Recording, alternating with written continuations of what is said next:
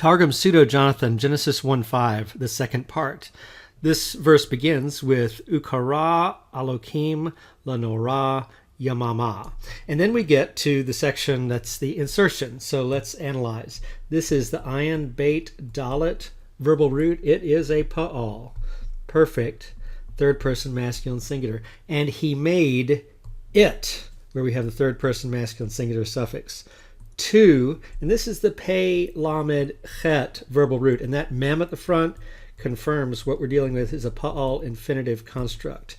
He made it to work in it, so we have the bait prefix and third person masculine singular suffix, inhabitants of the earth, where we have a construct here at the end. So he made it that the inhabitants of the earth might work in it. And then skipping ahead to the part towards the end, and he made it once again two, and this is the nun vav chet verbal root. So once again we have a pa'al infinitive construct with that mem prefix.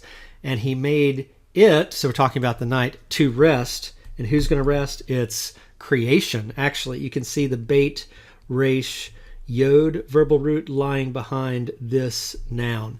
So from the beginning, the entire verse reads, God called the light day, and he made it that the inhabitants of the earth would work in it, and the darkness he called night, and he made it that creation would rest in it. And it was evening, and it was morning, day one. So it's interesting, Targum Pseudo-Jonathan is giving work as the reason for the day, and rest as the reason for the night. The last thing we want to add here is a comment on pei lamed chet as a verbal root.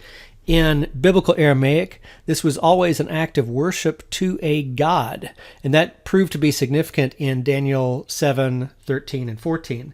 Here, it looks like this is just a word for work, and of course we're centuries down the line from biblical Aramaic. We do note that in Genesis 28:22, Targum Pseudo-Jonathan does use pei lamed chet for the work act of worship, but it seems like the semantic range has expanded in late Jewish literary Aramaic.